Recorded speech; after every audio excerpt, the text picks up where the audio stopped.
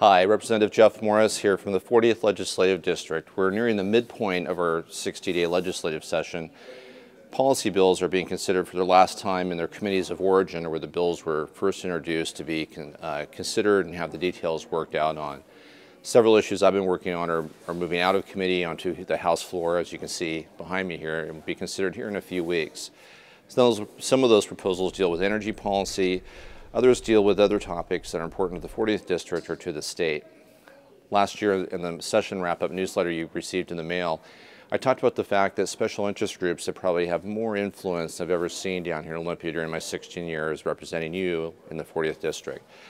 I talked about a bill I was going to introduce that was heard this last week in our Public Safety Committee that made it clear that anyone who either offers a campaign contribution for a specific action by an office holder like myself or some of my colleagues here in the House, or someone who asks for a campaign contribution to do something specific with their official role, would be a clear violation of the bribery statute in the state.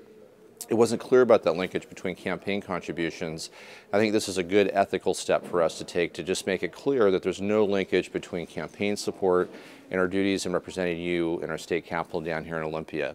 It just sends a clear message that that type of linkage between campaign contributions and official actions of a public office are not acceptable in Washington State, and that's just not the way we do business here. I'm expecting that bill to be reported out and hopefully will be here on the House floor in the next week, and we'll send, again, that clear message that we have a bright line when it comes to the separation between campaign activities and official duties down here in Olympia. The other thing I've been spending some time on this week is working with our local governments in Skagit County on the Swinomish Slough problem. You may be aware that, or not, that the Swinomish Slough fills up with silt from our Skagit and Samish River basins quite rapidly.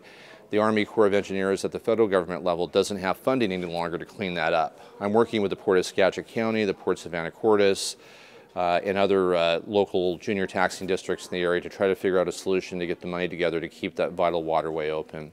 The last thing I'm going to close with in this presentation to you is the fact that our Redistricting Commission recently completed their work and created new legislative districts.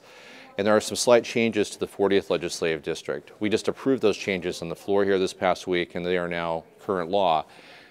After the next election, the 40th District will have a little bit more of Whatcom County and a bit less of Skagit County than what it currently has. For the first time ever, there'll be more voters in Whatcom County than in Skagit County in the 40th District, with also a good sizable amount from San Juan County.